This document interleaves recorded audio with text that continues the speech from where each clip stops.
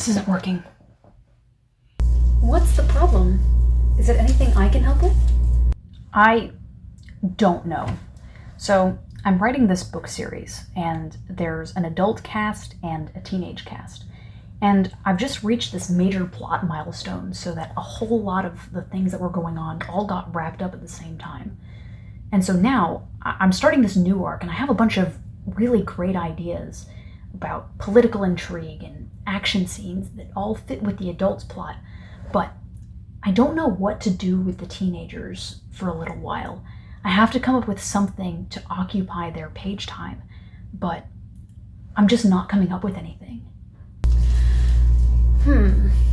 Well, you could take some of this time to explore their characters a little bit. You could give some attention to the lock-picking girl, or spend some time exploring the relationship between the plant kid and his dad. You could write a love triangle. Yeah, you could... Wait, what? You could write a love triangle. It's a fast and easy way to create conflict without changing the characters too much or having to write some big, complicated plot. How's your protagonist's love life now? So he's interested in this girl that he knows, and they have a strong and mutually supportive friendship that I'm thinking later on is going to turn into... Excuse me? Was that it? That was the boringest thing I've ever heard in my life. Don't tell me you expect people to read this drivel. I liked it. I think it's sweet. Also, everybody hates love triangles. Exactly. Right now, I promise you, no one cares about the dorky little hacker girl. What you need to do is introduce a second love interest, so that the audience gets so annoyed, they'll start wishing he would get with the first one. It's foolproof. But what if people like the new girl better? Oh, that's easy. Don't worry about it. You just have to not give her a personality. She has to have borderline negative chemistry with everybody else in the cast so that the audience doesn't have to think about which one they prefer. This is a terrible idea. Yeah, wouldn't this just make the audience hate the new girl? Not necessarily. Give her a cool name and I promise you they will like her at least a little bit. A cool character that has zero chemistry with the rest of the cast.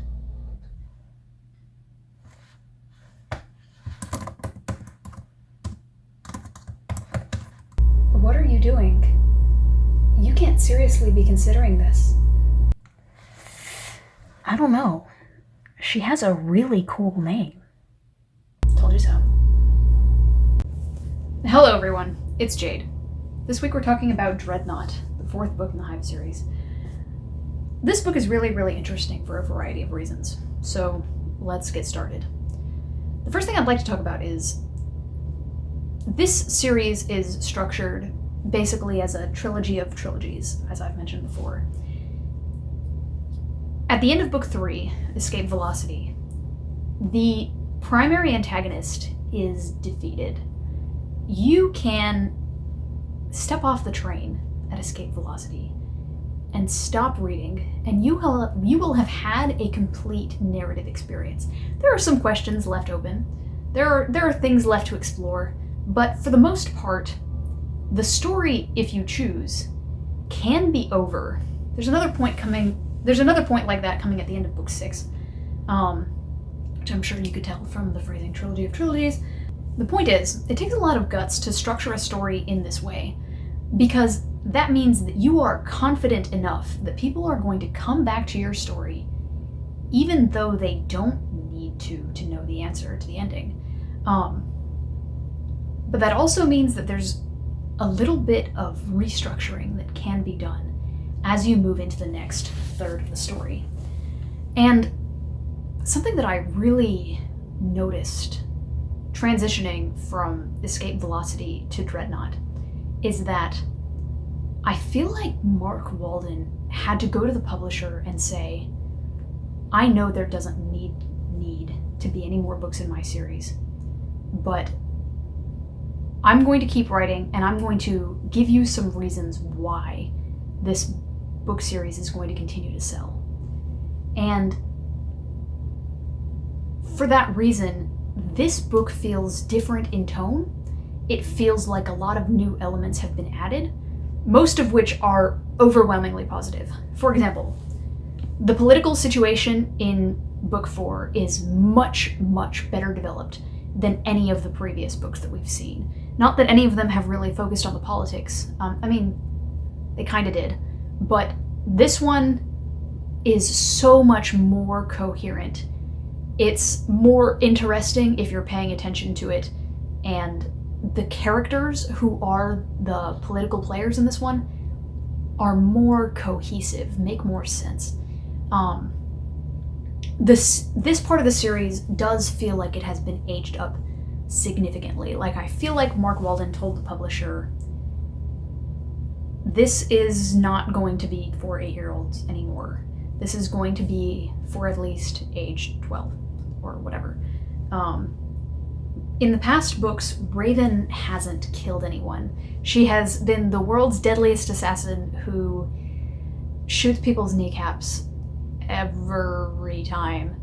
In this book, Raven kills 2 dogs and 7 people, which is a massive increase from the 0 anythings she's killed in the last 3.5 books. The tone of the teenagers' interactions has aged up a bit. There is actual concrete references to the fact that some of them have romantic interest in each other, something that was sort of only barely alluded to in the previous novels and certainly had not nearly as much effect on the plot as it did in this one. And of course we have the addition of the love triangle. Anyway, but with the addition of the love triangle comes the addition of new characters, there are new villains, and there are new elements. The structure of Glove has changed completely so that Glove is more of the good guys, you know. Glove is led by Diabolus Darkdoom now, someone whom we root for, someone whom we believe is a good person. So when Otto is fighting for Glove, we're no longer like, okay, why are we fighting for Glove? I thought they were the bad guys. We're like, yeah, we love Glove. Sort of. This book also does a really good job of setting a change in tone for the rest of the series, which is that the stakes here are real, which in the previous several books, nothing bad has happened to most of the main characters except for Hive Mind. Wing had a fake death involuntarily by his dad, but he was good. Well, he was fine 200 pages later. Raven's had a couple of fake deaths, but she's overall fine. She got shot in the leg in this book, and so she moved a little slower, but otherwise she's been okay. And there have been several times where people have threatened to attack the school or threatened to attack certain students where the audience could kind of go, oh, well, of course nothing's going to happen to Otto. The end of this book, obviously, being a really bad cliffhanger. Not a bad cliffhanger, but I remember I was sitting at the lunch table reading the end of this book in my middle school, and I was really, really surprised at the ending because I was waiting for Otto to come back. I knew he was going to be okay. This series doesn't do anything bad to its protagonist. And it did. And so from now on, for the rest of the series, when somebody is in danger, we know, oh, crap, there's danger now. Which is really, really cool. I would like to address just a couple more things before we get into the actual story. For one, in Escape Velocity, we were introduced to the idea of ruling through fear versus ruling through love. Well, actually, this has kind of been around in the entire series, but I didn't really think about it until Escape Velocity. But throughout this book, we have a huge number of leaders who are contrasted by whether they are ruling through fear or ruling through people admiring them. Jason Drake, the villain in this book, dislikes Diabolus as the leader of Glove because he thinks that Diabolus is too soft, whereas number one commanded respect by threatening to kill people all the time. And there are, and this can seem cartoony, but I promise you that there are a lot, and by a lot I mean a lot, of people who actually think like this. We'll get into this more when I talk about Jason Drake later, but Jason Drake is by far my favorite antagonist that we've seen in the series up until this point.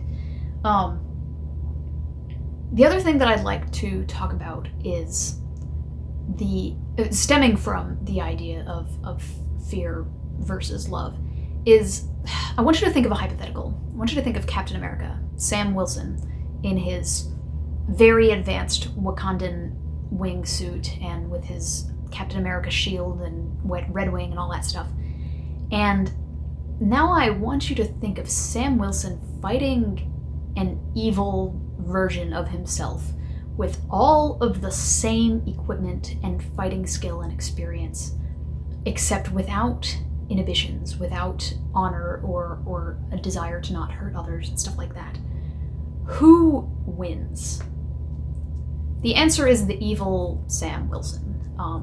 In a fight, the person who is willing to stoop lower, and by fight, I mean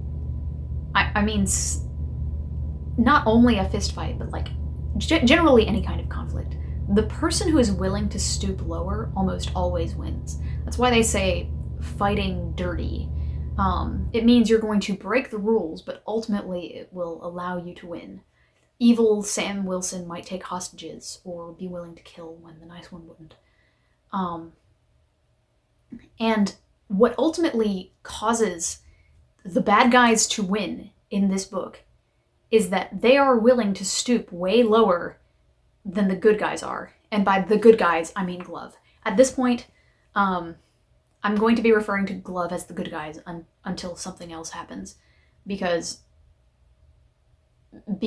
it was Diabolus Darkdoom who was team There Still Needs to Be an Earth to Defend versus Jason Drake, who was planning on nuking North America so that he could be the hero who rises out of the ashes.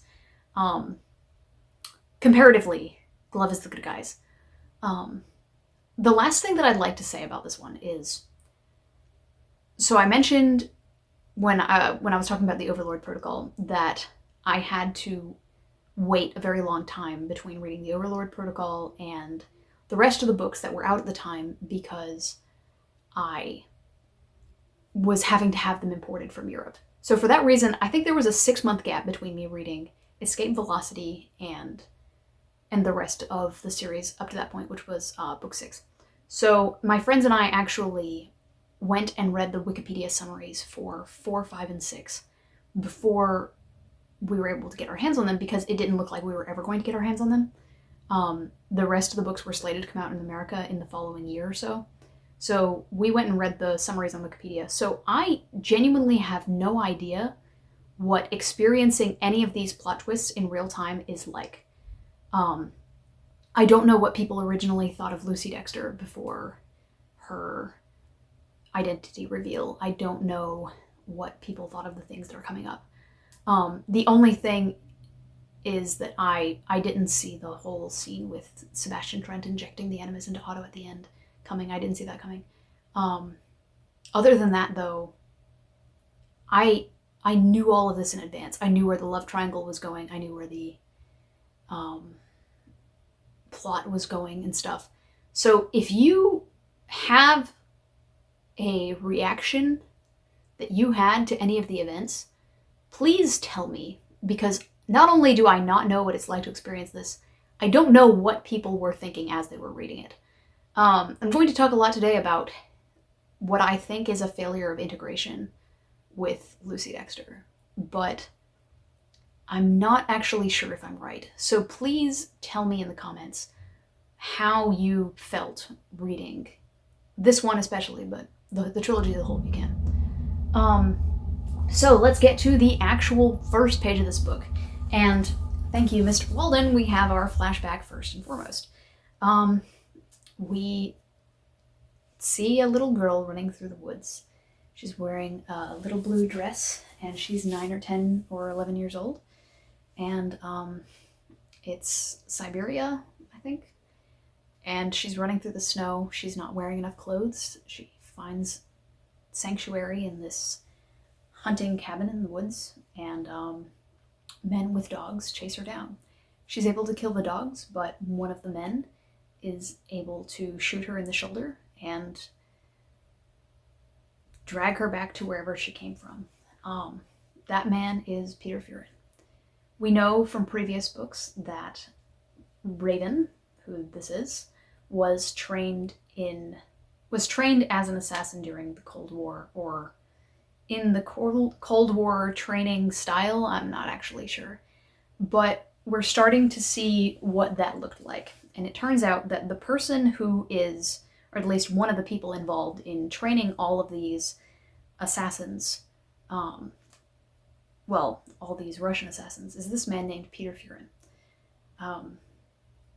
We only see him interact with little Natalia here, but we see throughout this book that he is providing the personnel for the disciples. So that means that he has trained tons and tons of people, all of whom appear to be roughly equal with Raven.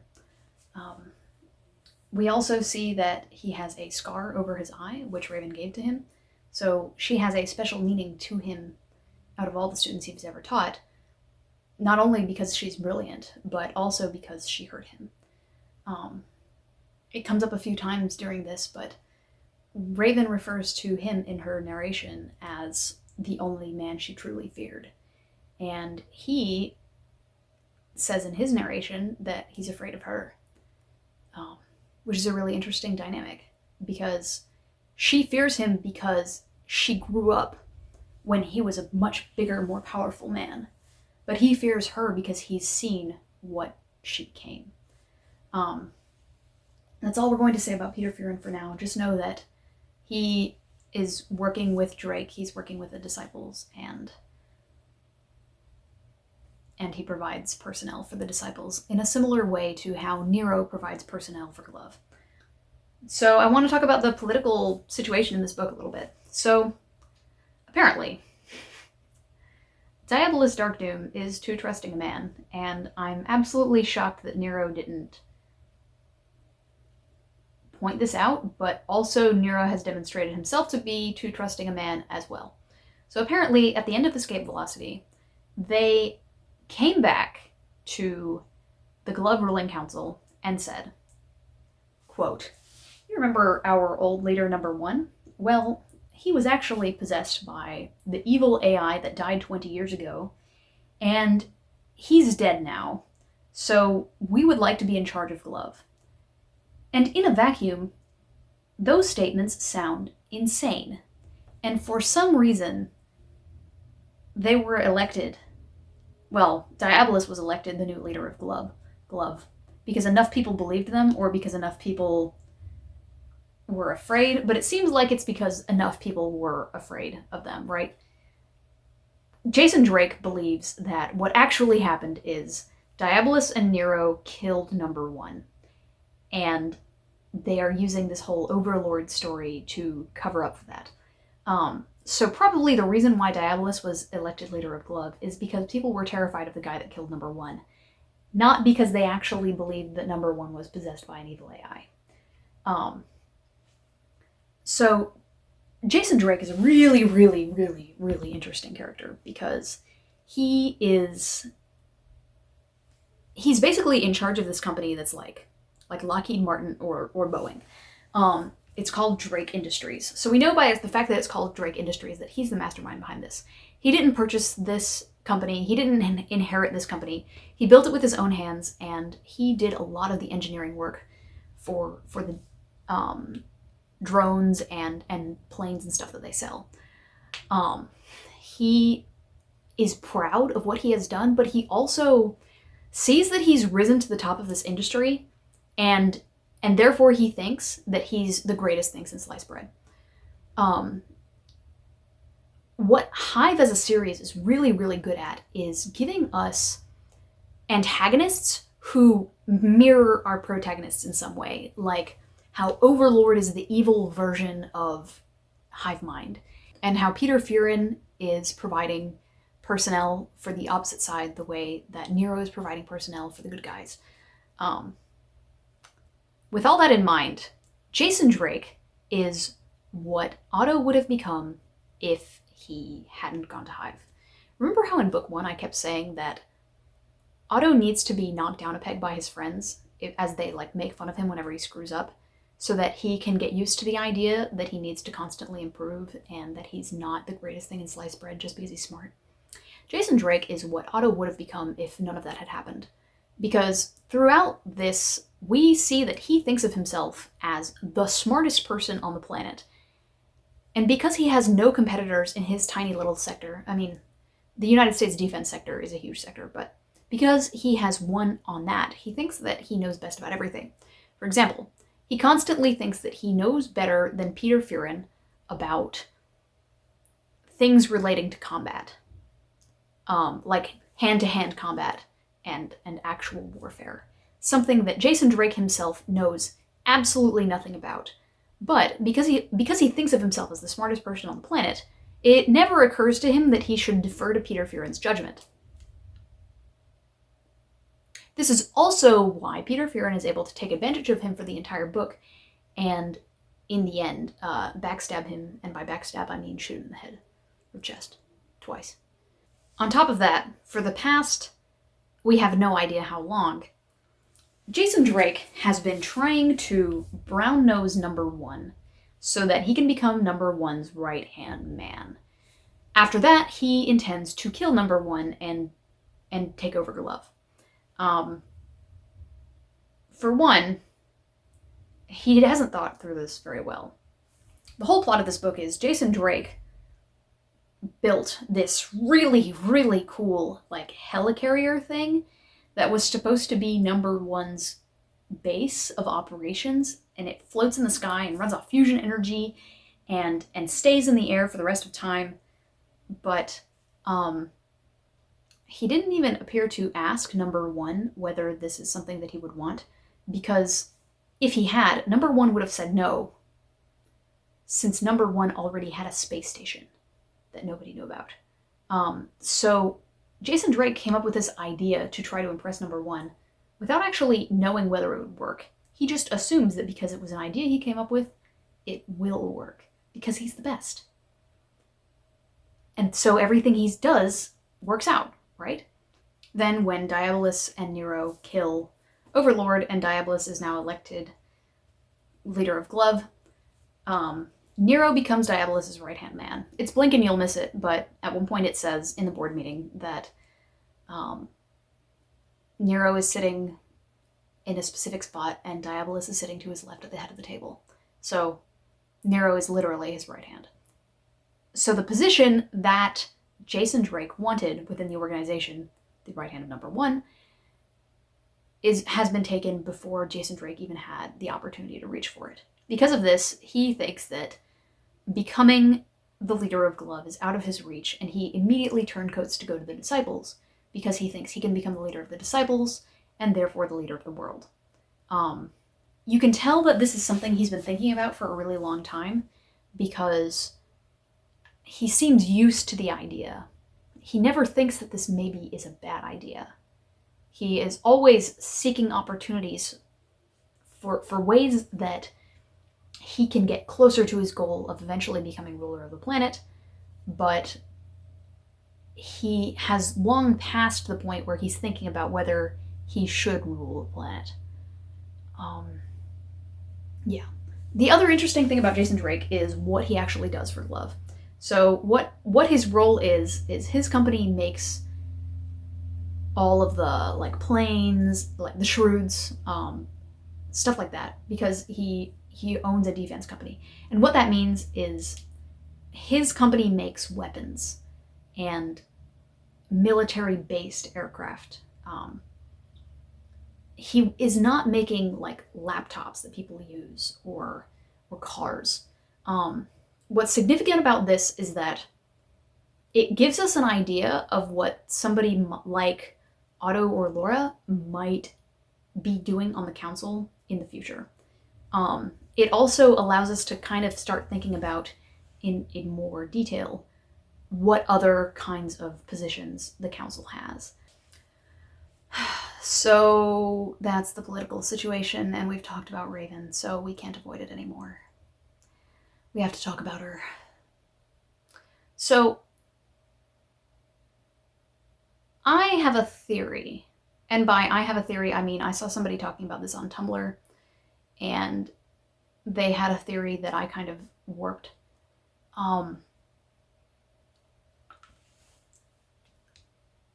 Lucy Dexter has like borderline no personality in this book.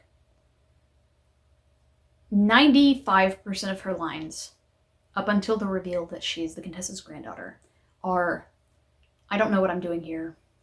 What are we doing? I'm new. What's going on? And so on.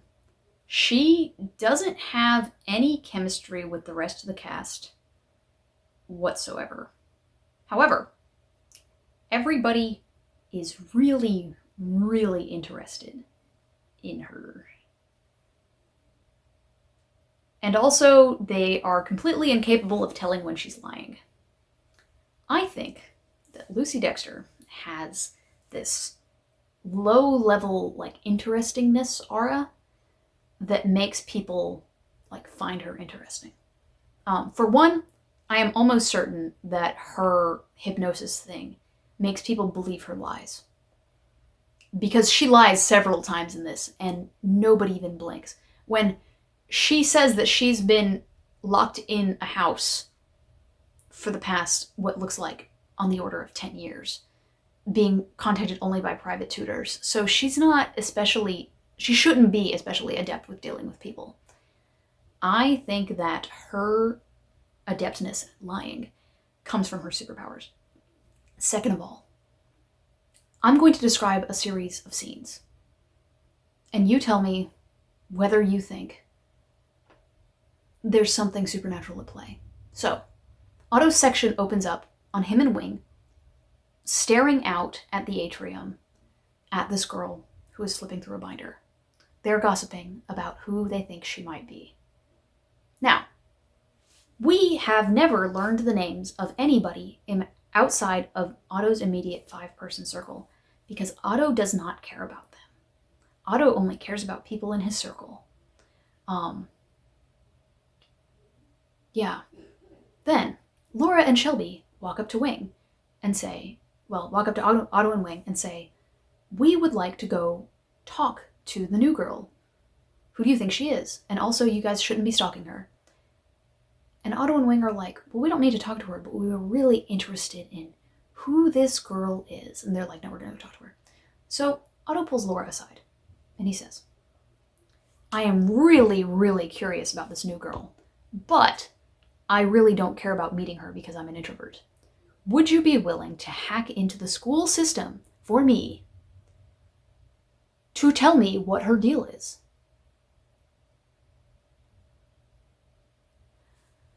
Has Otto ever cared that much about somebody he's never met before? No. He doesn't even want to meet her. Yes, he thinks she's pretty, but he's not like, yes, I want to talk to her. I want to make a friend. He's like, I think the concept of that girl sitting in the atrium is interesting, when he doesn't even know the names of the majority of his classmates.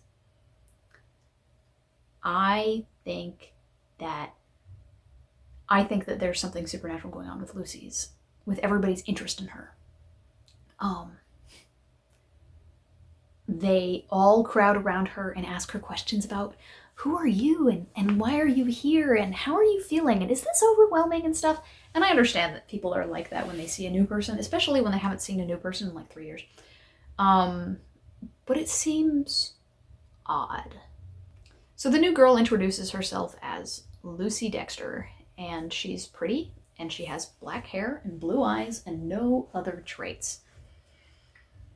If I had to complain about anything in this book, it is the absolute lack of personality that Lucy displays. When we first met most of these students, we were able to glean details about their personality and motivation as we went along. For example, with Shelby. First she was complaining about the clothes. Then Otto figured out that she was lying about complaining about the clothes. We saw that she was really competitive in the grappler cavern. And we also saw that she was great at gymnastics. And then eventually it was revealed that she not only is a famous jewel thief, but also that she is actually a very nice and competent person that is a good friend to everybody else in the main cast. Lucy has no moments like that. She just exists until her actual parentage is revealed. And I don't know why. This is actually what made me think that she was included partially so that Mark Walden could say, I'll make this more appealing to teenagers, I'll add in a love triangle. Because Mark Walden seems to have created a really, really interesting character concept with her, one that I will talk about later, but he doesn't seem to like writing about her. She doesn't get any funny or cool lines. She doesn't get any character traits outside of her superpowers, like she doesn't have an interest outside of her superpower. She doesn't have a school subject that she likes. She has black hair and blue eyes. She's the Contessa's granddaughter. She can mind control people. And that's it. So I do want to throw in here that at the end of Escape Velocity, we didn't know how Otto felt about his superpowers. At the beginning of Interception Point, he was really, really overusing them to the point where Raven told him he needed to stop using them for everything. And then at the end of Interception Point, he goes, I don't really want to use my powers anymore. And at the beginning of this one, he is asking Laura to hack things for him because he doesn't want to use his powers. He says he has not used them at all since Interception Point.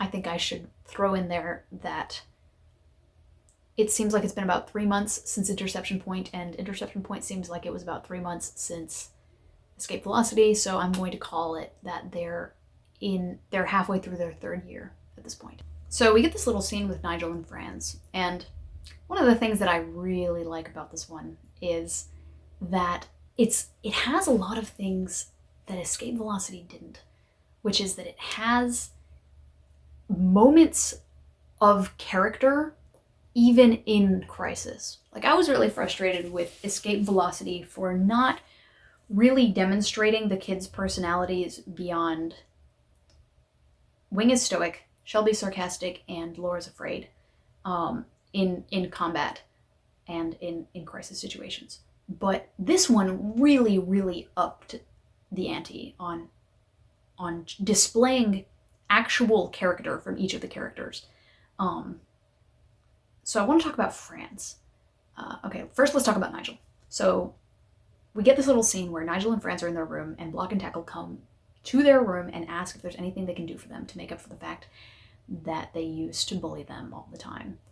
And it turns out that this is because Nigel's dad suddenly became the most powerful man on the planet, and Nigel sends them away. But they believe this because Franz has been telling everyone that because Nigel is his best friend and Nigel's dad is the most powerful man on the planet, they need to do what he says. So there have been a couple of times that I have been suspicious of Diabolus in this series. How did he know that Raven was injured in the beginning of Escape Velocity? Why did he make the terrible decision to send the kids on that mission in Interception Point? Why did he not suspect Jason Drake? Well, no, why was he not suspicious of the Dreadnought when he knew that Jason Drake was a traitor? But the thing that I always come back to when I think about whether Diabolus Darkdoom is a good person is Nigel is a good person. Other than the fact that he killed those 11 people in book 1, but we don't think about that. Nigel is consistently nice. He doesn't take advantage of the fact that his dad is a really rich and powerful man. And Diabolus loves him. Throughout this book, Diabolus is repeatedly manipulated, either by threatening his son or by threatening his crew members. And Diabolus chooses to try to protect human life every time. He talks about honor and loyalty, something that was almost baffling because he's the world's greatest supervillain, but I think he has achieved all of the things he has achieved despite his goodness, or even because of it. Yeah. So let's talk about Franz. Franz is one of my favorite characters, and I would never want to meet him in real life. He's a hedonist. He constantly seeks pleasure, and thankfully this is a character trait that was pulled from his original only character trait, which is that he's fat. But he's selfish. He's constantly seeking validation and pleasure, but he also thinks the world of himself. He thinks that he's the best and he deserves all the good things that he's constantly seeking. But at the same time, he's not a bad person. He clearly actually cares about Nigel.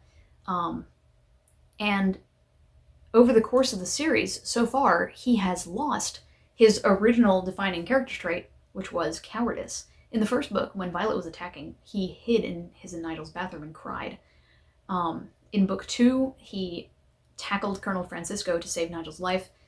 In book 3, he was willing to go along with something risky in order to prevent the destruction of the school, which he didn't know about at the time. And in this one, when Nigel is captured and Shelby lets him out of his cell, he is immediately like, "We gotta go save Nigel! I'm gonna be the person that saves Nigel." And it's a total 180-degree turnaround from the person that he was at the beginning of the series, even though he still is very selfish and proud and arrogant. But he's definitely, for one, the standout comic relief character of the cast. And for two, you can't help but feel proud of him when you see him overzealously run out of his cell screaming about how he's going to go after the bad guys. Yeah. So I have wanted to bring up a couple of times that sometimes the back of these books will spoil things. So I actually had part of the plot twist in book 2 spoiled by the little summary in the library database when I was trying to check out that book. Sorry. And then the summary of book 7 actually describes something that doesn't come up in the plot until way later, and allowed me to guess the major plot twist in book 7 before the book even came out. So it really, really bugs me when these books have descriptions in the back cover that give things away. Another big example being the back of book 1 talks about Shelby, and it says that Shelby is a world-famous diamond thief. Something that you don't find out until at least 2/3 of the way into book 1. Why did you tell me this? You could have literally just not said that. But book 4 does something really, really cool that I really hope was done on purpose and not just because the person only read the first 3 chapters. It says, "Meanwhile, Otto, Wing, and other students at the HIVE are en route to a training exercise in the Arctic known as the 93%er, owing to the proportion of students who make it back alive." The 93%er, which is talked up in the book description and for a couple of chapters at the beginning of the book, never actually occurs. The students do not do it. They never go to the Arctic. I don't think they make it up in a later book either. This is complete misdirection, and it doesn't happen. Thank you, finally. A book description that doesn't tell me what happens at the end of this book. So the kids get onto a shroud where they're going to go do this exercise. They've been assigned to Raven, who, even though she loves the children, she does not want to be their team leader for this exercise because she thinks they're going to be a hassle. They also have Nero on their shroud because they're going to drop Nero off at the Dreadnought, which is, like I said, this giant helicarrier thing that is now Diabolus Dark Doom's base of operations. When they get there, Diabolus insists that he's able to give the kids a tour of his new ship. And it's hilarious. I love Diabolus. And so the kids take a tour, and Diabolus mentions something. He says, some of you guys may be able to work on the Dreadnought when you graduate from the Hive.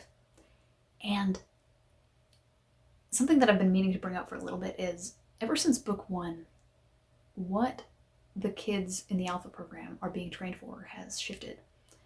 These students are not supposed to be the next Diabolist Arcdoom, although they can. They are expected to be the next Raven. They are supposed to be effective operatives. They are supposed to be able to infiltrate areas, kill people, defend themselves, retrieve items.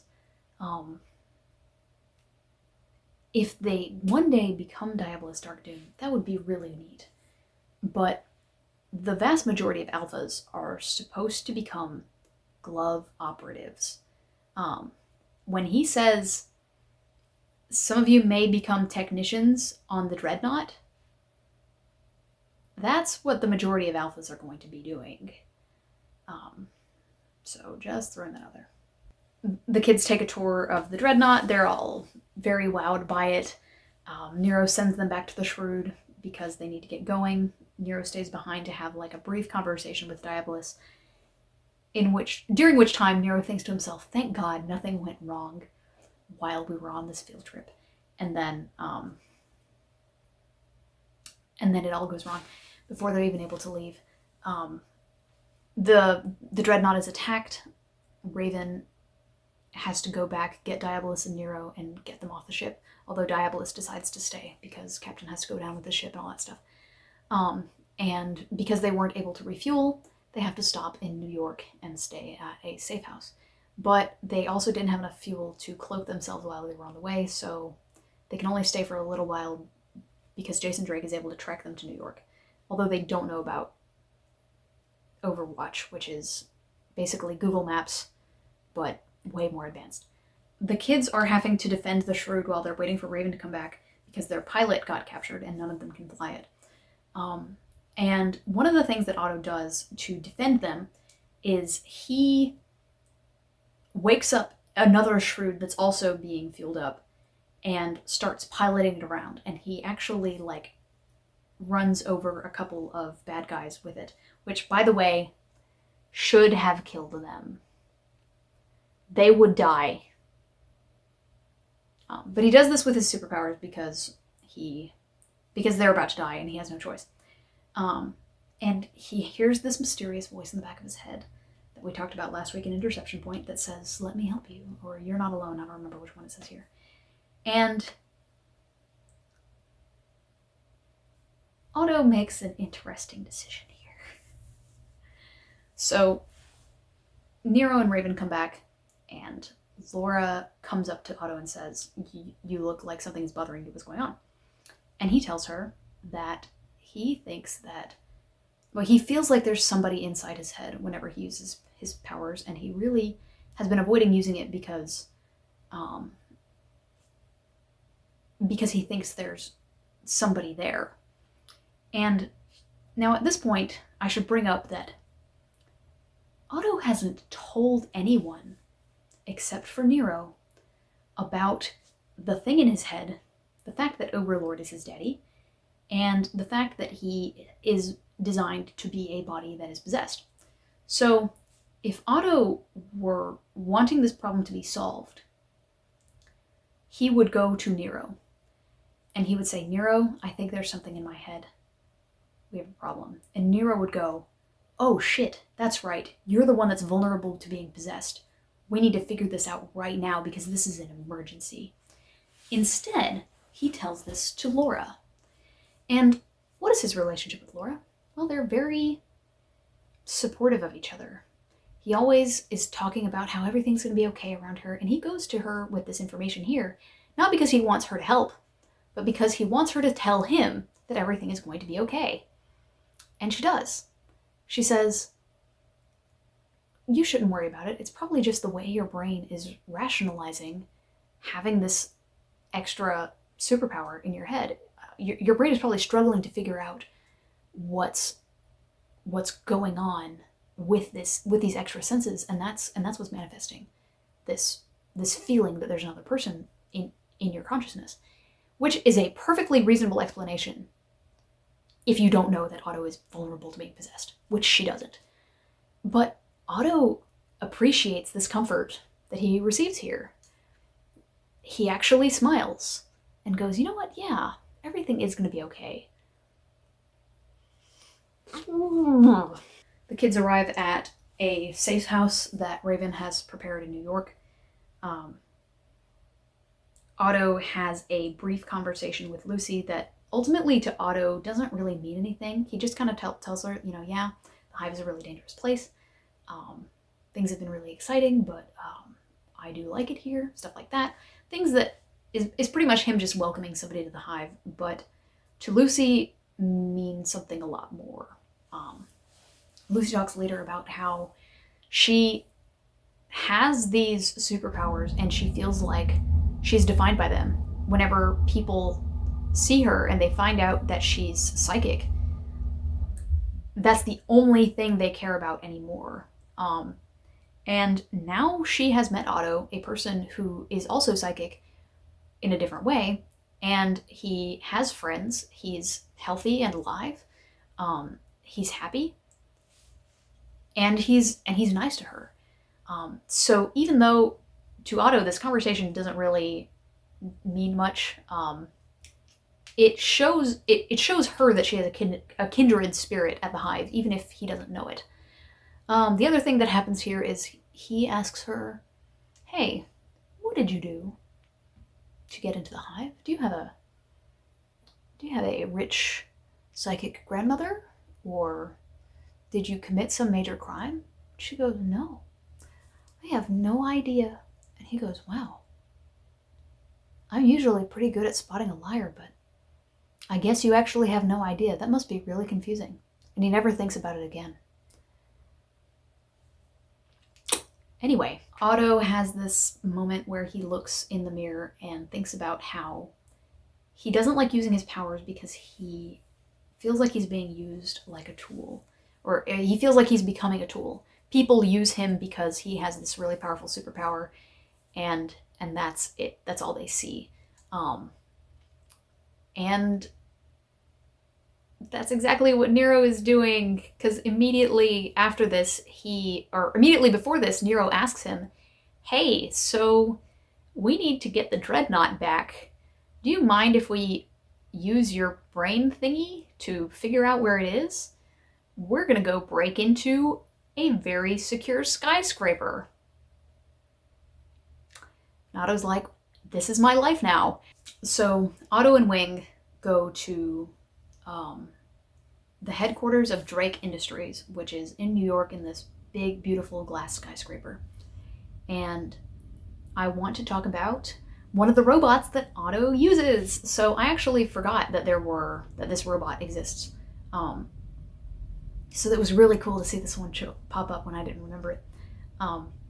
But at first I was thinking, it's weird that Otto was able to put together a robot in like an hour.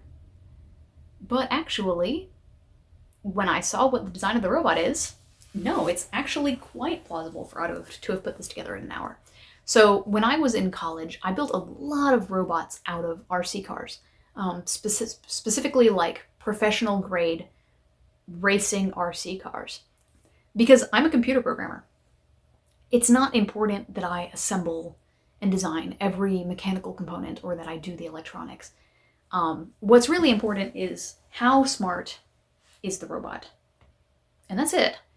So I bought a lot of those RC cars, and then I would add computers to the top, add sensors, cameras, LiDAR,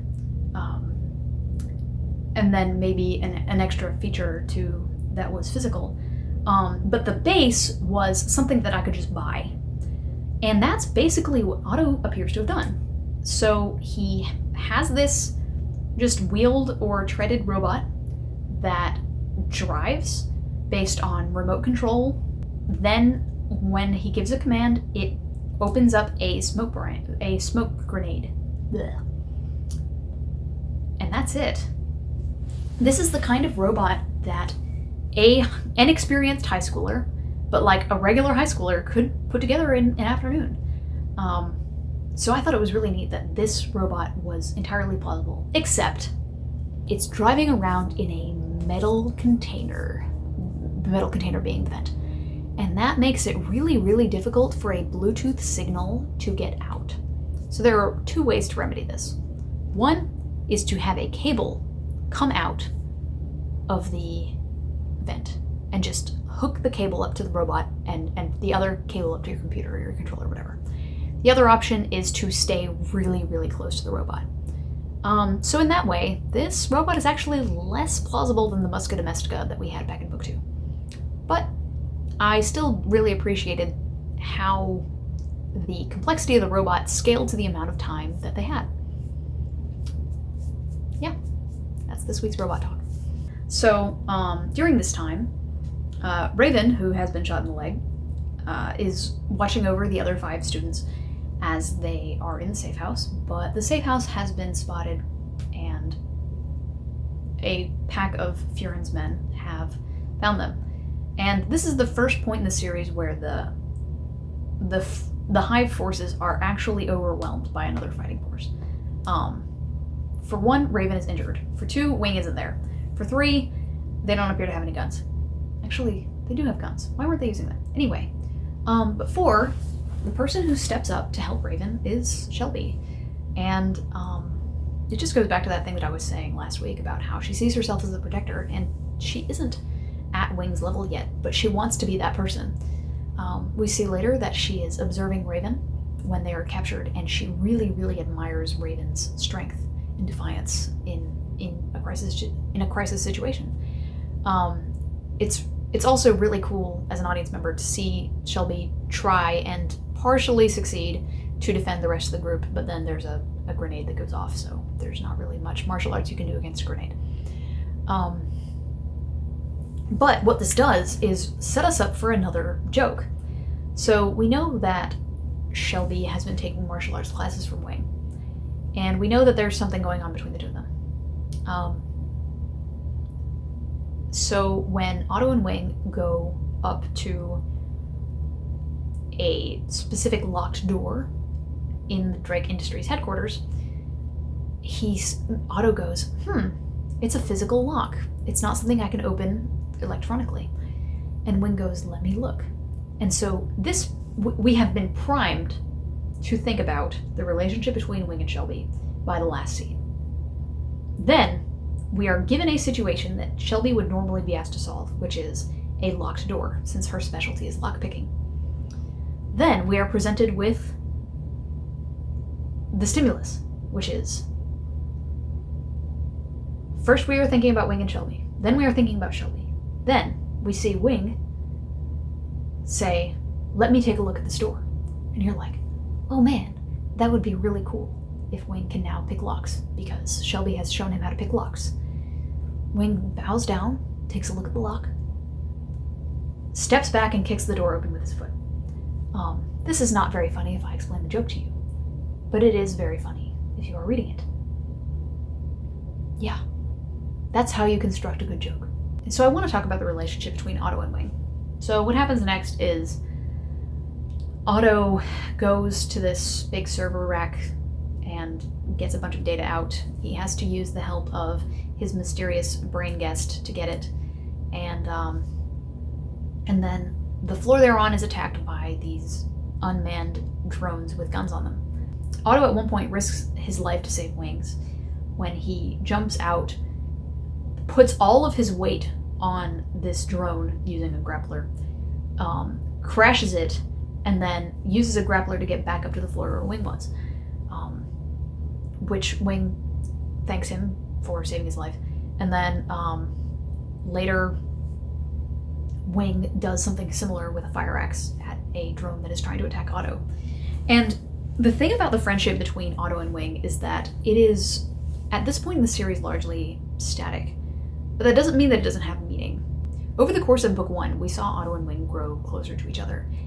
And by the end of it, well, by the beginning of book 2, they are calling each other best friends. And at this point, it's been like 2.5 years since then, and there's not much that has really changed. They probably know more of each other's business. But that's just about it. They're bros. At the beginning of this book, Wing is teaching Otto how to fight, and it's going really poorly, and Wing is just making fun of Otto relentlessly.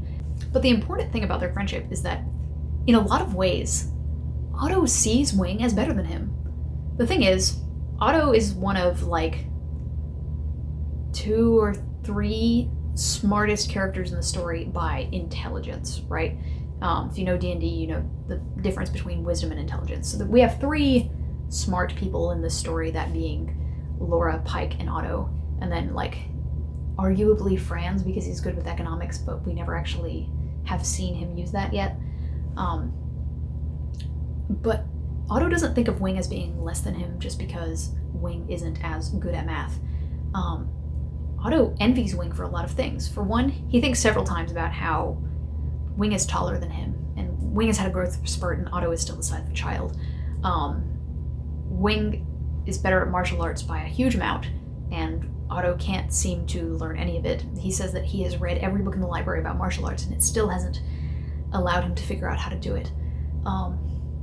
He talks about how he's envious of the fact that Wing can fall asleep in any situation, and he never judges Wing for anything. It's a very sweet and steady friendship that, even though they have sort of reached an equilibrium at this point, maintains. It's largely a pillar of the series up to this point. There's a really cool scene where Nero and the boys steal a fire truck, and they use some social engineering to be able to get out of the area where everybody is trying to put out actual fires. Then Nero is shot, and Otto has to drive while Wing is, like, fending off attackers from the back of the fire truck and all that stuff. And then eventually Otto crashes the fire truck. It's a really cool sequence. The boys get to see Nero as more of a person, as he does things that they don't normally get to see him do in a more one-on-one setting. And I guess at this point I should probably talk about the love triangle.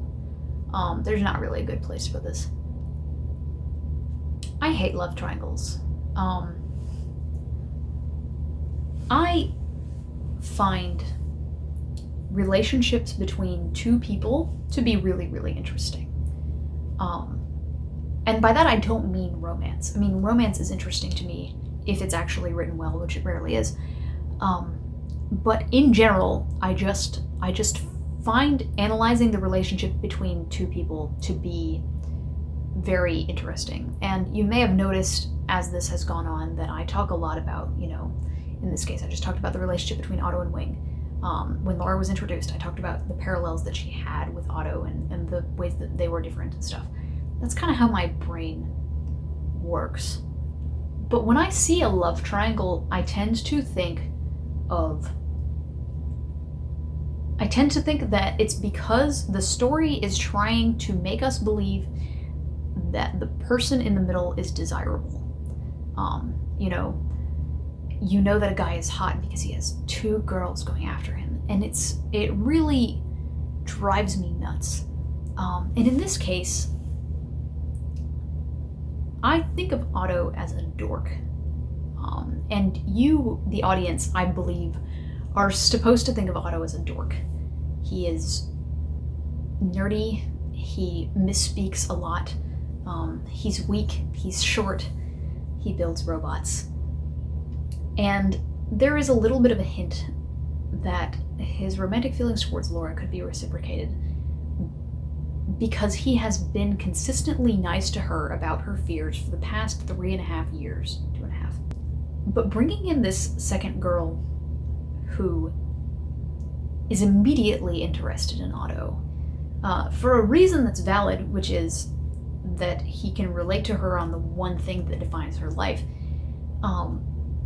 while interesting in theory, is mostly annoying in execution. For one, if I or most audience members see a love triangle, we immediately hate it. It's a button that you can easily press in most people and say, here's a love triangle, and they will go, I hate it. You don't have to tell them anything else. There's only one series that I've ever seen execute a love triangle well, and that was because the love triangle was the point of the series. That's Toradora. Anyway, but the reason it doesn't work here is because for the last 3 books, 3.5, if you count Interception Point, Mark Walden has asked us to believe that Laura would be a good match for Otto, and he does that by making these little arguments over and over and over again. And so around this time, you're starting to think, okay, maybe I can see it. Bringing in an alternative love interest for Otto, who is immediately placed in the same spot as Laura, feels like an insult. It feels like you're expecting us to believe Otto is suave when he isn't.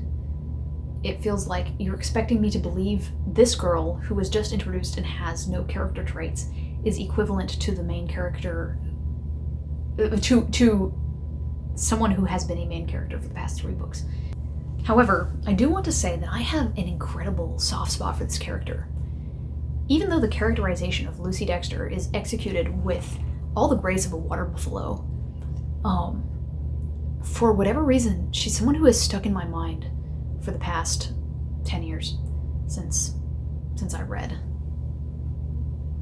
Deadlock. Dreadnought. See, I tried to say Dreadlock. This is why there should not have been a book called Dreadnought and a book called Deadlock in the same series.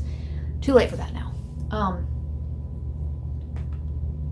Lucy is a very, very interesting character concept because of all the ways that she parallels Otto very, very directly. She's psychic.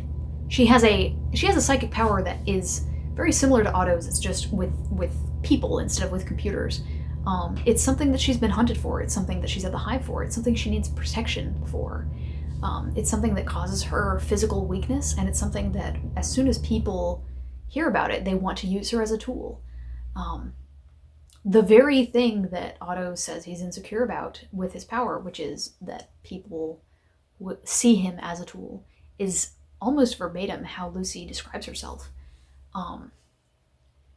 She gets her powers from a family member she doesn't like, and she grew up in England. She recently moved to Italy, but England is where she was born and also where Otto was raised. I think Mark Walden did a very good job of coming up with, if we're going to have a love triangle, if we're going to have an alternate love interest for Otto, what would she look like? I think Lucy Dexter is about as good as you're going to get. I have certainly seen this done with worse character designs. That being said, I don't think including this the way it was a good idea. So, fortunately or not, for some amount of time, we're going to be talking about the love triangle. But I am looking forward to talking about it, because even though this is a relationship that I think didn't necessarily need to be in this series at all, I do find relationships between 2 people to be really interesting. Okay, so what happens from there is Nero and the boys find out that Raven and the rest of the students have been captured.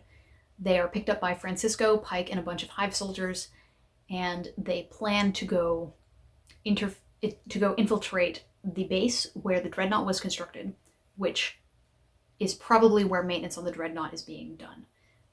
They deduce that since the Dreadnought is powered by a fusion reactor, the base that built the Dreadnought is also probably powered by a fusion reactor, since there's no way they could run this on the actual power grid without anybody knowing about it. So they figure out that they need to be looking for a specific pattern of radiation that I And based on what they're describing, I'm pretty sure it makes sense, but I don't know enough about radiation to say it's realistic. They figure out that they're looking for basically 2 fusion reactors. Actually, come to think of it, I don't know how they can sense radiation from really far away. It might be that they're actually in Nevada when they're doing these tests. Anyway, so there's this scene where Pike asks Otto if he would be willing to do something for him with his superpowers. And Otto says, I'm sorry, I can't do that, but actually he can, he just doesn't want to. And it shows that Pike has already started to think of Otto as a tool. What a useful child. One who can do all of my programming for me. From there, Nero asks Otto and Wing to infiltrate the Dreadnought production center. They go down and they try to find their teammates, but ultimately they don't. There's this hysterical and amazing scene where they pull this, it's not a Bavarian fire drill, but I think it is very similar to a Bavarian fire drill, where they go down and they say that there's been a radioactive gas leak, and they get all of the security guards to run away in fear so that they can gain access to some of the consoles. They figure out the Dreadnought's about to take off. They get onto the Dreadnought without telling Nero and Francisco that that they have found the base and that they're ready to go in. They board the Dreadnought along with Raven, and then they are taken up into the sky, which is where we have to talk about one other relationship. Now we have to talk about Otto and Laura. The relationship between Otto and Laura is one that, while a lot of people did not find particularly interesting, I think the fact that people didn't find it particularly interesting made people miss a lot of important stuff in the actual book. For example, here is what seems like a perfectly innocuous paragraph at almost exactly the halfway mark in Dreadnought. The professor has asked Otto if he can do this menial task for him. Otto says, no, you need to ask Laura for help with this. And the professor says, yes, I wish Laura were here, or whatever. And it says, he continued to type, and Otto watched for a few seconds until he could no longer follow what the professor was doing. It reminded him of watching Laura, her fingers flying over the keyboard, unconsciously sticking the tip of her tongue out between her lips as she concentrated. Otto might be able to access computer systems, but he did it by metaphorically kicking the door in. It was an unsettled brute force approach. He actually quite envied the elegant way that Laura, on the other hand, would just pick the lock, get in, and then get out without anyone ever knowing she'd been there. He just hoped that he would get to see her do it again. So this is basically the closest that we've come to confirming that he actually has romantic feelings for her, which we knew well along. But pay attention to this paragraph. At the end, he says he hopes that he would get to see her do it again. Now let's go to the next section with Otto in it, which is from Nero's perspective. Nero explains that it's the only way to ensure that the Drake doesn't get the Dreadnought into the air. We have to hit them hard and hope that we can capture it or disable it before that happens, Nero explained. What about the people that Drake's holding hostage down there, such as Laura and Shelby and the rest? The plan is not without risks, Mr. Malpence, Nero said. We will do everything we can to get our people out safely, but we have to act swiftly and decisively. We can't afford to just wait and see what Drake will do next. The stakes are too high. Otto said nothing for a moment, turning over in his head the multiple different scenarios that might unfold during a full-scale armed assault on Drake's facility. How will we get down there undetected? He asked after a few seconds. Okay. In the next portion, where Otto is narrating, he tells Wing that they are not going to tell Nero where the base is until they find the other students, because he is afraid that Nero will put the other students in danger. This delay ends up causing a couple of things. One, Francisco, Nero, and the Hive soldiers cannot get onto the Dreadnought as originally planned. Therefore, Otto and Wing have to go onto the Dreadnought. Two, the Dreadnought is able to take off, something they are trying to prevent. Something that perhaps could have been prevented if Otto had contacted Nero in time. 3. Otto is stuck on the Dreadnought at the end of the story when he has to get onto Air Force One and disable the Hammer of Thor. The Hammer of Thor, which may not have been activated if Otto had actually called Nero at the correct time. 4. Otto is captured at the end of the book and injected with the animus. All of this coming from the fact that Otto was under the impression that Nero would be willing to harm the students if it came down to that, which came from the thought process about how he wanted to see Laura again. Whose fault is this? Now, on the one hand, it is Otto's fault for not prioritizing the correct thing, even though he did not know that what was at stake was the eruption of Yellowstone. But the person who I blame in this situation is Nero. Nero spent the entirety of book 1 telling the kids that he was going to kill them, and that if they did anything wrong, they were going to die, and that HIVE students die all the time, and he doesn't care. And I would hate to see young lives wasted, but sucks that happens sometimes. And also, Raven has not helped either, because she always leaves people behind. And so, when Otto is given the opportunity to make a choice between saving a group of people, including the girl he likes, or trusting that group of people to Nero, he decides that he can't trust Nero, which ends up costing a lot of people their lives. And potentially Otto. Yeah. I was going to do a counter at the beginning of this. One of the counters, like how I'm counting kills and the number of helicopters and all that stuff. I was going to do a counter of times that Otto makes a stupid decision relating to Laura, but I figured that would be too hard to classify for a variety of reasons. But I kind of wish I had done that now. So, if you've ever read Worm, which you probably haven't, there's this concept of cops and robbers, and that is basically that the supervillains of that world avoid killing and avoid destabilizing the system too much, because they know that the lower priority they are for the cops and the government and stuff, the more likely they are to be able to continue to get away with their supervillainy. And that is basically the rules that Diabolus works off of. He is thinking at one point when Jason Drake is going on his long rant about how he's going to take over the world, that if he steals a little bit of money a lot of times, no one is going to care. But if he, say, assassinates the United States president, which is something that he actually did, but he replaced him with a robot, actually, he didn't assassinate him. I think he just kidnapped him and replaced him with a robot. Anyway, assassinating the US president would actually cause the CIA and the FBI to actually put their efforts towards going after the love. If you keep your activities low-key, the FBI and the CIA and MI6 and all those people are not going to consider you to be too big a problem, especially if you're able to pull things off without attracting too much suspicion. Jason Drake, on the other hand, does not subscribe to this rule of cops and robbers. He says, I'm going to blow up Yellowstone, which will cause 1 billion people to die, and then I will take over the planet as the person with all the technology.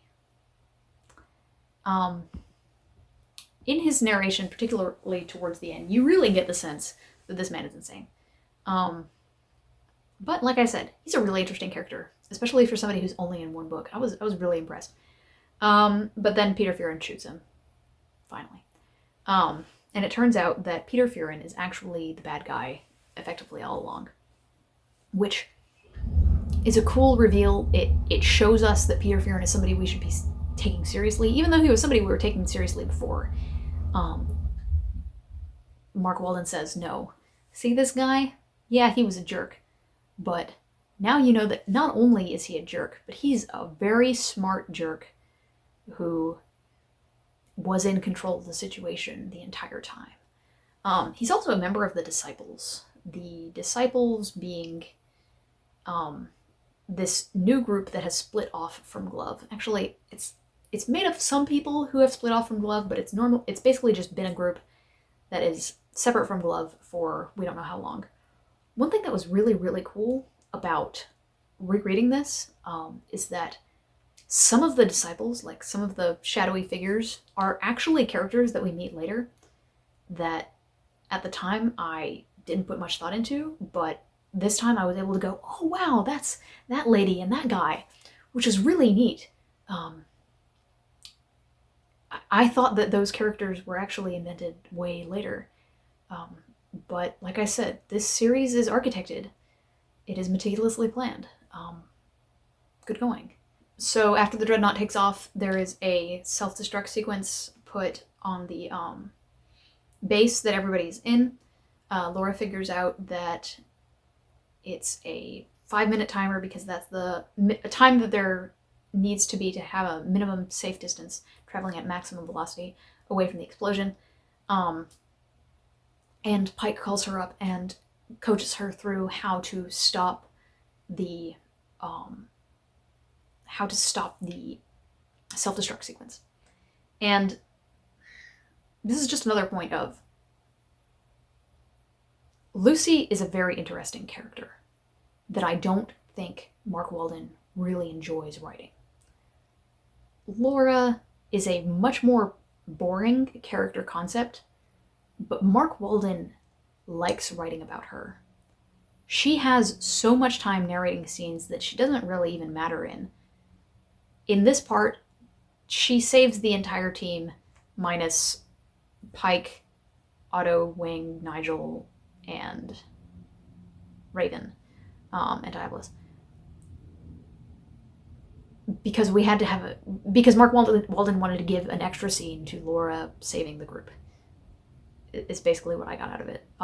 He wants to show that Laura is a competent and cool character.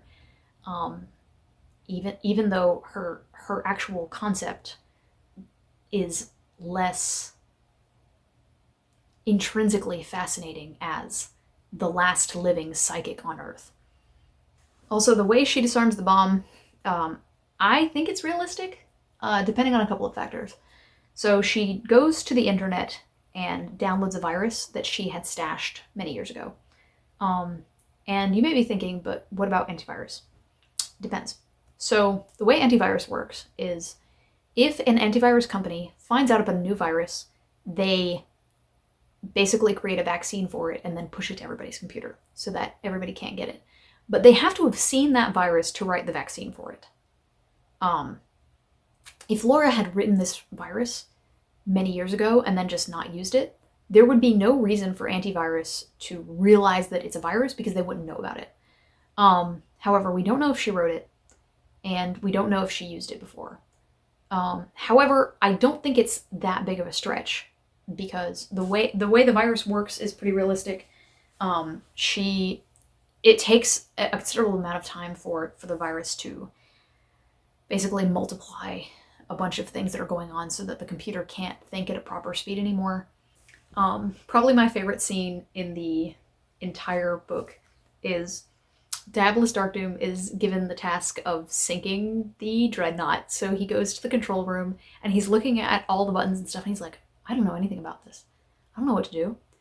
And then he goes, but I don't have to know what to do to break things. And then he just starts flipping switches and then he like turns a dial until, ooh, something turned red.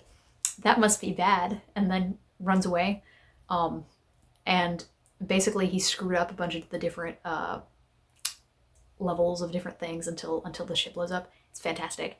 So the bad guy's plan is to take this satellite that the United States has in space with nukes on it. And nuke will send a nuclear missile into Yellowstone National Park, which will cause a huge amount of volcanic ash to cover the United States, thus eventually killing basically everybody that lives there. Also, they kidnapped the United States president in order to do this. For those of you reading currently, the president at the time was Obama. And this president is basically kind of coded as Obama, even though they don't reference any of his policies and they don't give him a name.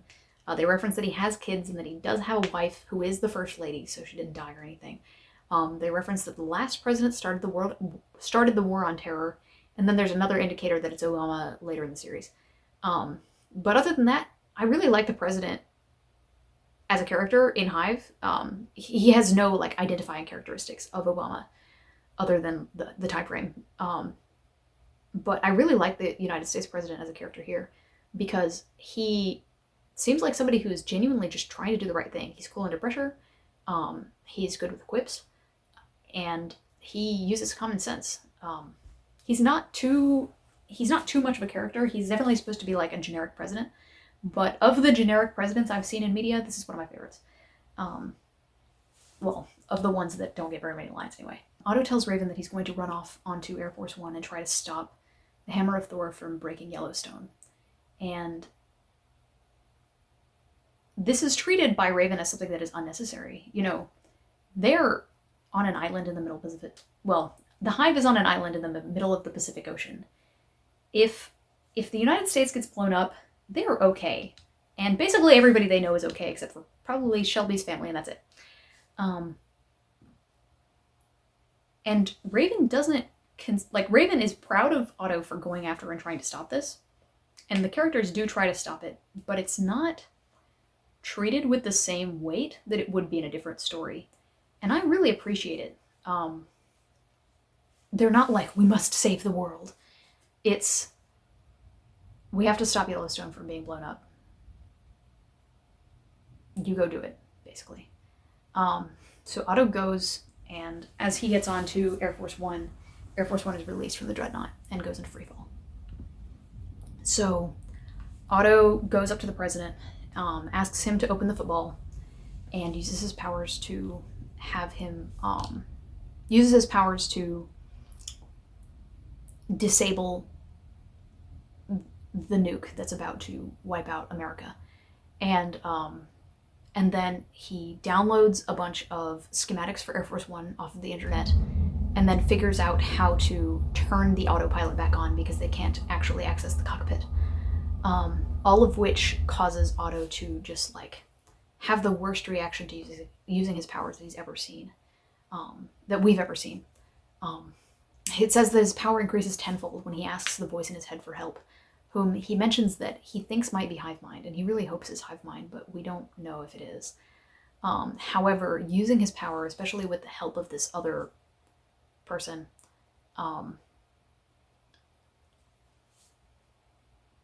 causes him to have a massive headache, and then he blacks out. And then at the end of the story, we see the president standing over Otto's bedside, and Otto's in a coma. And they don't know why he isn't waking up, because there's something funky going on with his brain, which we could have told you that.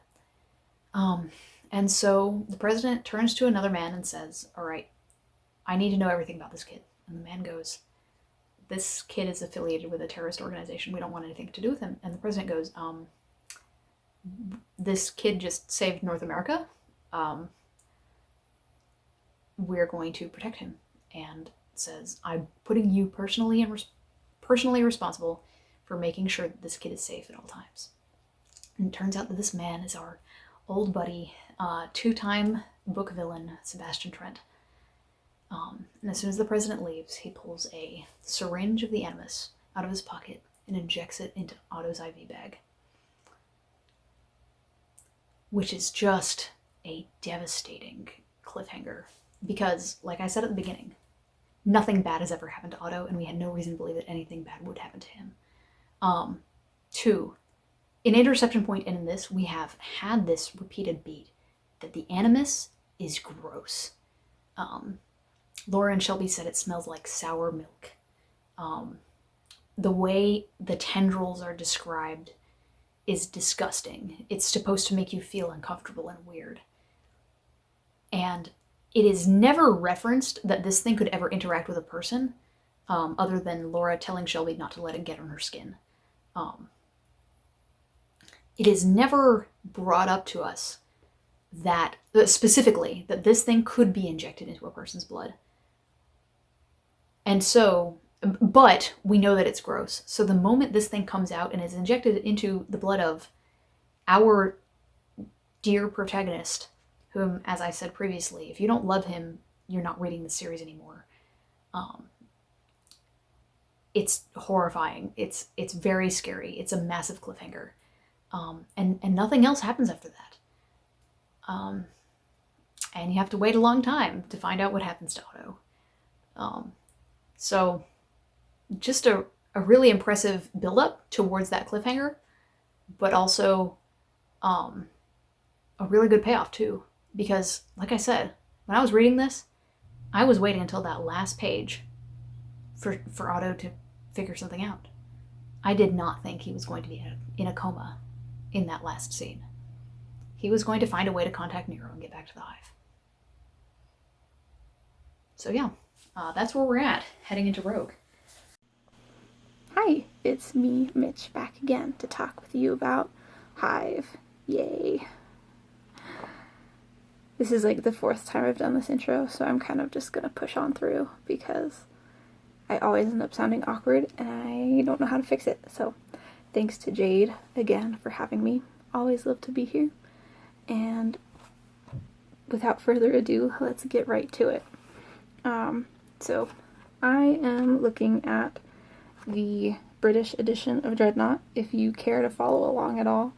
But I did check, and the American edition has the same page numbers, so you shan't be lost if you have the red book. Yeah. Unlike my past videos where I kind of like had like a thesis all planned out, I was like, oh, I'm gonna combine all these ideas really succinctly and cool. Today I thought I'd just like look at my favorite section and talk about it for a bit. Not that I couldn't do it the other way, but Dreadnought is maybe my least favorite of all the HIVE books. Which doesn't mean there isn't stuff to analyze, but just more like I'd rather focus on the parts I really like rather than the parts I am apathetic about at best. So I am on page 95. This is a section where they are in the safe house and they're about to like storm Drake Industries headquarters in New York City, which is hilarious. But additionally requires the fact that Wing and Otto have to wear clothes again for the first time in 2 books. Because remember, they also got to wear normal clothes for Wing's dad's funeral that didn't happen, but they didn't get to wear them outside, so I mean Otto did, but regardless, only the boys get to have outfit changes. Shelby and Laura are in the dark. Out of the loop. Some kind of euphemism, I don't remember. Anyways, so I'm on 95, and I'm just gonna read until I stop. So, Otto looked at himself in the small mirror on the wall of the safe house's small bathroom. He had changed into the clothes that Nero had bought for him, and been surprised by just how weird they felt. He had become very used to wearing his familiar alpha jumpsuit. And now, as he stood there in jeans and a long-sleeved black top, he couldn't decide if he actually liked it or not. He ran his fingers through the mess of spiky white hair on his head. He'd never really thought about this most obvious physical side effect of the cloning technique that had given him life, but he knew that it marked him out as something strange or different, and he wasn't sure anymore if that was something he wanted to be. He'd been created as a new body for someone else, constructed instead of naturally born, and the full realization of that fact had left him feeling slightly alienated from the people around him. The only people who knew the truth of his origins were Nero and himself, and while he had debated telling his friends what he had learnt about his creation, something had stopped him. He hadn't even told Wing. The other significant consequence of his encounter with Overlord was that he was becoming increasingly reluctant to use his ability to interface directly with computers and other electronic devices. It just seemed to remind him of how he himself was closer to being a machine than the others, just a manufactured item, a tool. Unfortunately, Nero's plan called for him to use exactly those abilities, and, under the circumstances, there was no way he could refuse. Otto took a deep breath and let it out slowly.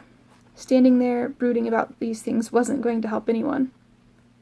He opened the door and walked out into the main room, throwing his Hive uniform on the table next to Wings. Wings smiled at him as he walked over, but that's where I'm stopping. I like this. I feel like this is some of, like, the most interiority, which is to say, like, Otto's inner thoughts, Otto's inner processing happening on the page,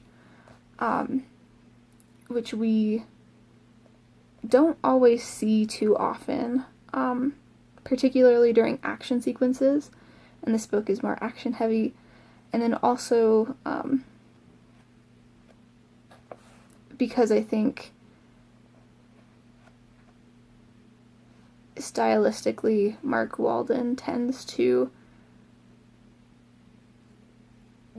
like minimize on some of the internal thinking and then leave you to interpret the external performance of the thinking, which is part of the reason I like these books, but it does make the internal stuff more kind of precious and fun to look through. So that is why I like this scene, is that I think it's kind of an oasis of Otto's thoughts in the middle of a book that is mostly about other stuff, and also a look at Otto that we don't always get to see necessarily.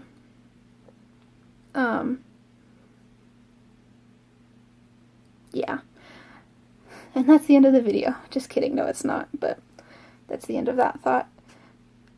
So I just want to, like, go through and look at a few things I think are interesting about this section, just because it is such a kind of different vibe. And I think, not to spoil anything about future books, but I feel like this is kind of like the most of a cool down we get in terms of Otto processing the stuff that happened in Escape Velocity. And so even though more plot events happen, like, Otto isn't thinking about Escape Velocity with the same specificity that he is in this section right here, which is obvious since experience is cumulative and so on and so forth. But anyways, actually talking now.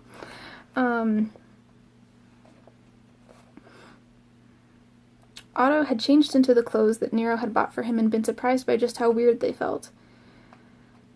Skipping a sentence. As he stood there in jeans and a long-sleeved black top, he couldn't decide if he actually liked it or not.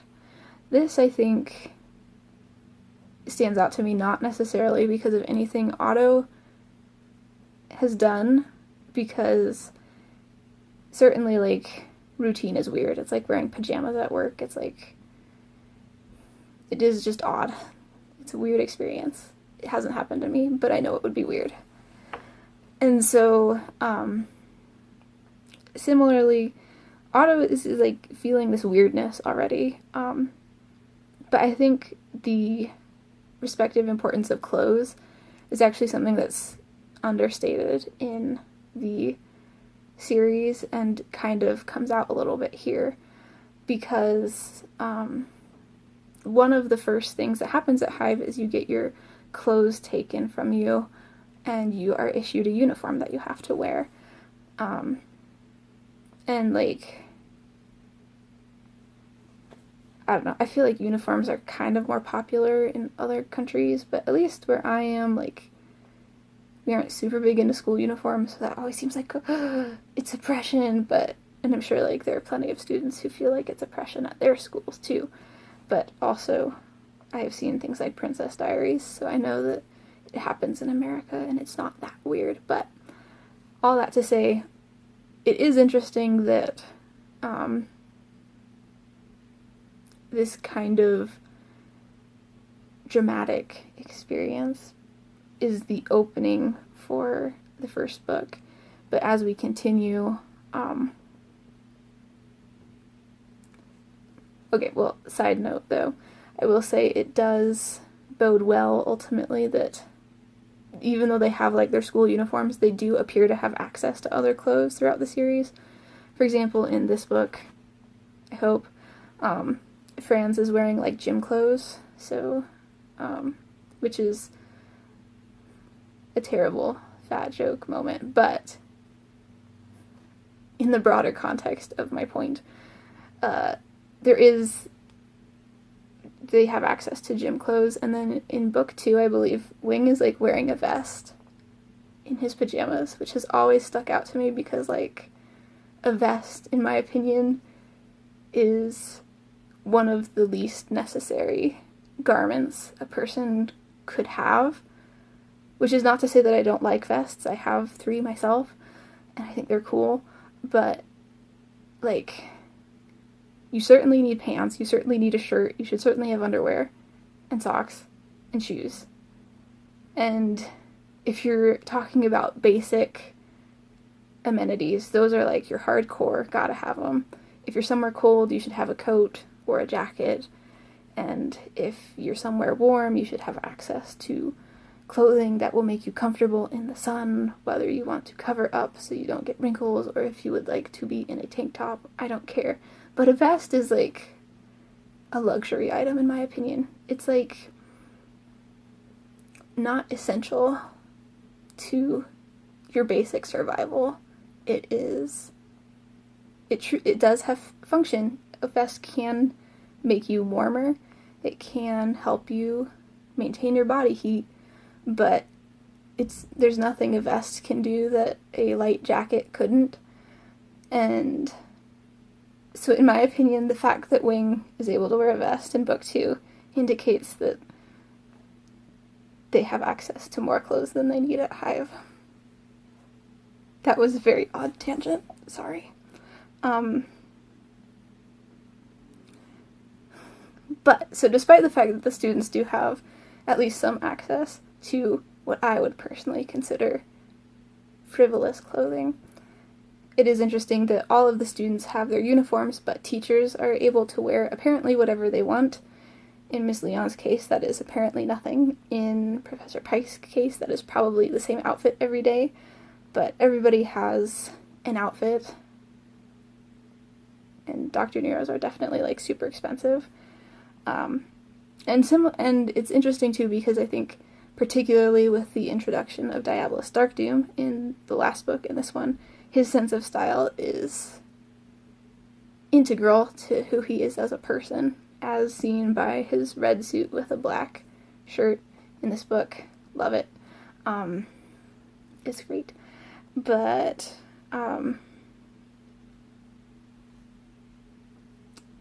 the contradiction I am trying to point out is the fact that Nero wants everybody to be like this. His end goal is for everyone to be kind of a villain with their own sense of style and personhood who doesn't depend on anyone else for anything, but then he makes all of his students dress the same, which then adds to the sense of irony here, because even though there is that sense of uniformity among the students, when Otto dresses in civilian clothing, his jeans and t-shirt kind of take away something that was special about him and was villainous about him. I feel like there's no, like, concluding thought to that. I just think it's interesting how clothing works in this series. And I genuinely think that if you have access to a vest to use as pajamas if you want, you're probably fine in terms of clothing restrictions. But that's just me. Otto ran his fingers through the mess of spiky white hair on his head. He'd never really thought about this most obvious physical side of the cloning technique that had given him life, but he knew that it marked him out as something strange or different, and he wasn't sure anymore if that was something he wanted to be. I don't love the syntax of the second half of that sentence, but it's too late. It's been this way for forever. When was this published? 2009. More than 10 years. I think it's funny because this is Otto kind of explicitly acknowledging that he has protagonist hair, to use the anime term. Like, there are some who have discussed Otto as being, like, albino, which I don't think is fair in that here, like, I think is the third-person narrator explicitly choosing not to give him that diagnosis, and that suggesting Otto has the same issues that real albino people do, or is, like, well beyond the scope of the series. But he does have protagonist hair where he's like, I'm different. That's bad. And it is bad, but it is interesting in, like, metatextually, which is to say, if we consider the book to be thinking about itself, or Otto to be thinking about himself as a character, that Otto is recognizing that he has been selected to be strange or different, and in charge, like, to be a central focus of the world's attention, and that he isn't sure that he wants to be a central focus of the world's attention, which is very fair. And kind of interesting. Wow. I mean, if Otto doesn't want to be the protagonist of his life, that does bring us into interesting territory with the consideration of Rogue on the horizon, which we can talk about next time, but just throwing that out there. Otto had been created as a new body for someone else, constructed instead of naturally born, and the full realization of that fact had left him feeling slightly alienated from the people around him. And the only people who knew the truth of his origins were Nero and himself, and while he had debated telling his friends what he had learnt about his creation, something had stopped him. He hadn't even told Wing. This is, like, the paragraph. Like, the other stuff I've just been, like, rambling, but this is, like, the paragraph where I'm like, yes, we're learning stuff about Otto, because Otto is dealing with this, like, deeply unsettling realization that he is, like, he doesn't feel human on some level.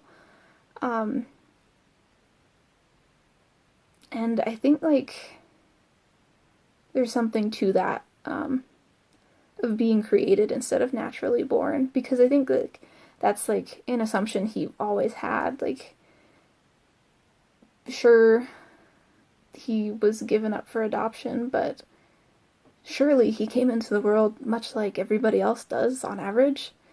And the answer is no, he did not. And that's particularly interesting for him to be feeling this thing at the same time that Nigel is being reunited with his father for the first time in a few years. I find it super intriguing, actually, that if we look at Otto and Nigel as foils, it's interesting to consider how together they kind of represent the opposite of what is perhaps what should be expected.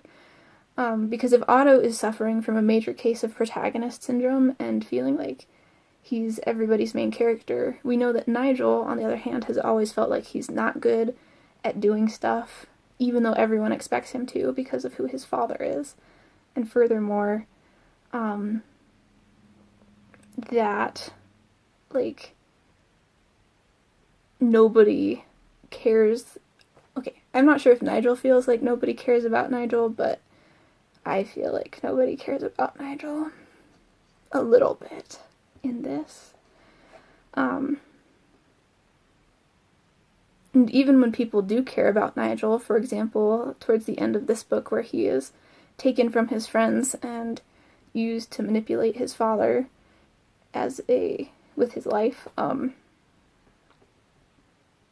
he is only a bargaining piece to get his father to do what needs to be done. There's never any consideration that Nigel himself might be a threat or that he might have talents of his own. He is like the opposite of protagonist syndrome. He is supporting character syndrome. Poor Nigel. And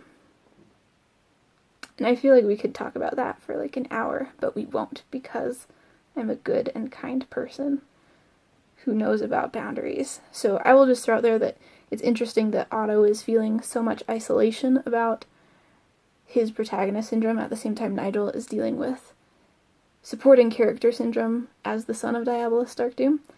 But I would also say it is important too how they are both dealing with that too, because Nigel feels slightly alienated from his father. I think that is fair to say. Namely because when his dad says hello to his friends, Nigel calls him by the name father, which is what you do when you're exasperated with your father. But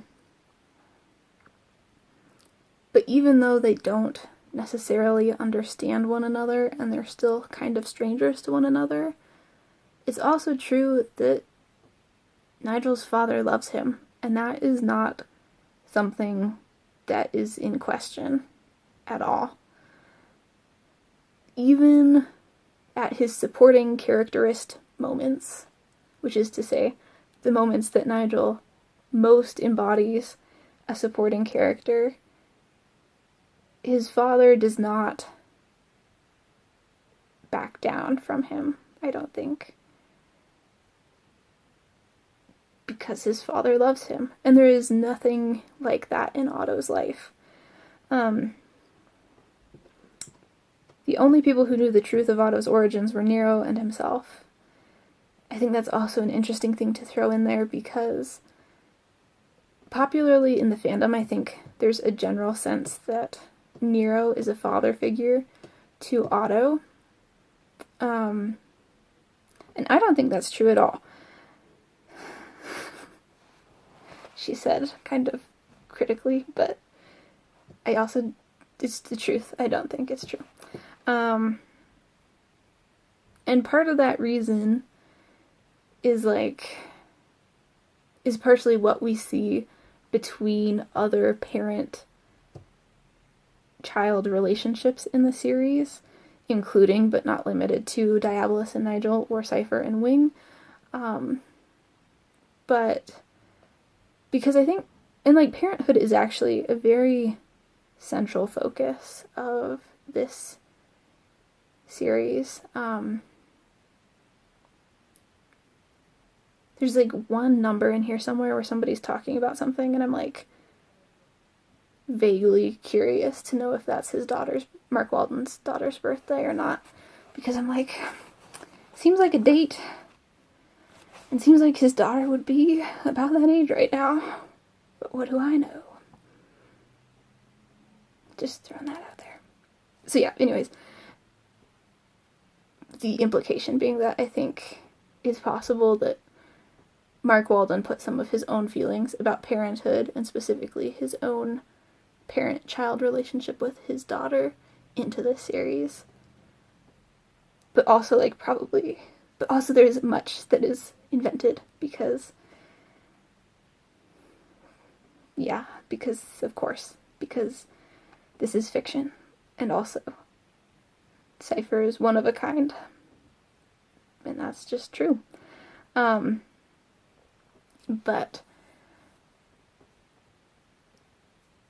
if you look at all the parents in the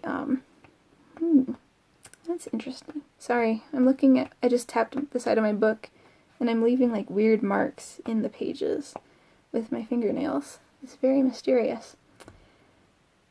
Sorry, I'm talking about parents. Cypher and Diabolus, and in this book we learn that the Contessa was a parent, and a grandparent ultimately.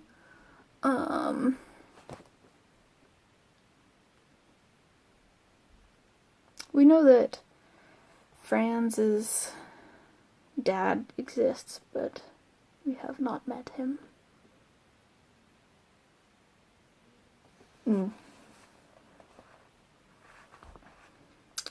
Sorry, that was a long thinking pause, but suffice it to say that I think parenthood has a very functional role in this series, which is to say that your parents are the people who raise you and teach you, and not necessarily the people who you are related to, kind of. Which is to say that I think there's an argument to be made that Wing considers Lao, his trainer, to be more of a parental figure than he actually considers Cypher. And it also supported by the fact that Wing more than once says that he thinks his father died at the same time his mother did, spiritually speaking. And similarly, I think with the introduction of Lucy's character and the Contessa, that Lucy experienced some kind of divide with her grandmother, in part because her mother raised her to think differently. So, all that to say, I don't think Nero functionally works as Otto's parent. And, I mean, and to say, like, if your parent is the person who teaches you how to read, I mean, Otto taught himself to read. And so in that regard, I would almost say that, like, Otto is his own parent, despite the fact that Overlord is, like, his official progenitor, and despite the fact that there were scientists and machines that went into his actual creation. I would argue that Otto is his own parent, which puts him even more alienated, in a position of being even more alienated than everyone else, because he doesn't have anybody to turn to or look towards other than himself. He has no model for existence anymore, and this is particularly added to by the fact that Hivemind died in the last book, and as I talked about last time, Hivemind is the person who is, in some ways, the most like Otto is.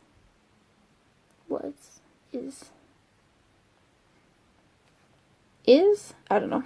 I kind of meant it in the way, like, that Otto was, like, the same thing as Hivemind in Escape Velocity, but now he's not, because Hivemind is dead. So he's not the same anymore. And then furthermore, he hadn't even told Wing, so his, like, which I think is, like, so important, because at the end of book 3, I think Laura, Otto sees Nigel running to hug his dad, and Otto's jealous, and Laura's like, you have a family now too. He's not even using it now. He's like, I'm alone. And indeed he was, because he kind of chose to be, but also because he didn't. And then, skipping down a few lines, it seemed to remind Otto of how he himself was closer to being a machine than others, just a manufactured item, a tool. And so this, I think, is also, like, kind of to wrap it up a little bit, as the occasion calls for, that this is a moment where Otto is starting to objectify himself, where he almost, like, doesn't feel in control of his powers, he doesn't feel in control of who he is, he doesn't feel in control of where he came from, nor does he feel in control of the situation around him, to the point that he doesn't feel like he can say no to Nero's plan, but not necessarily just because it's Nero asking, but because he feels like if he doesn't, then bad things will happen. Or maybe to put it in a slightly less negative way, he feels compelled to use his abilities to help others even when he doesn't feel comfortable doing so, and because he's concerned that they need his help, like, desperately need his help. Which is, like, kind of sad, but also, like, good character design, so.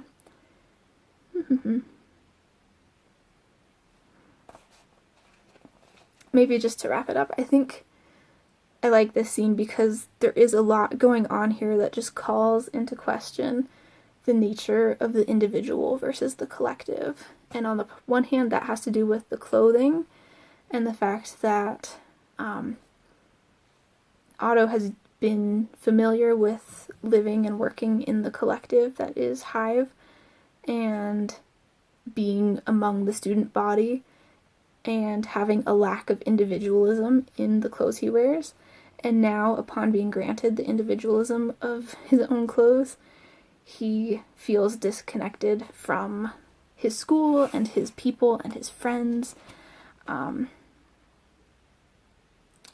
that changing clothes for him is kind of a symbol of his awareness, his changing awareness of his place within the world, because he does not feel like he belongs to the collective that is humanity anymore.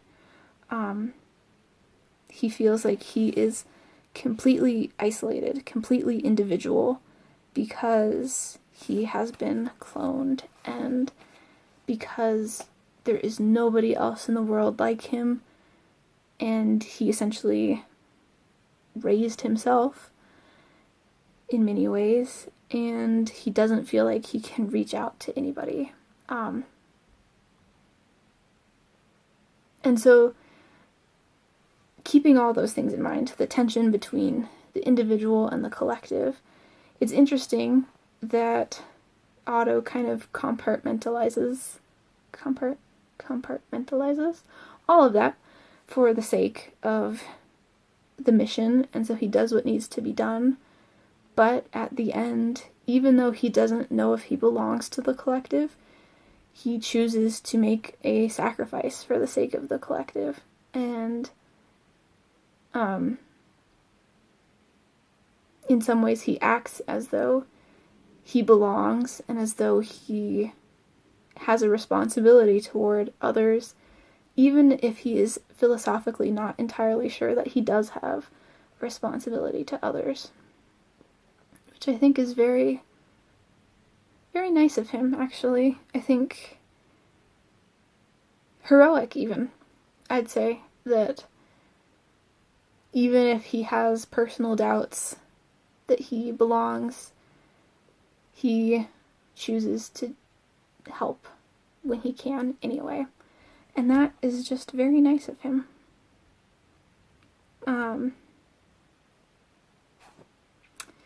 And I feel like I could actually just go straight into the next book with that thought. But for now we'll say it's enough to enjoy the fact that even if Otto had doubts about his collective, his friends do not. And everyone is hella motivated at the end of this book to go help him, because even if you have protagonist syndrome and you don't know if you belong, the fact is, if you're Otto Malpence, you do. And that's what I have to say about that. Now that we've finished this book, which is number 4, and the novella, which is 50 pages, and the Overlord Protocol, which is like 100 pages longer than all the other ones, we are now officially halfway through the series. So we have another half to go.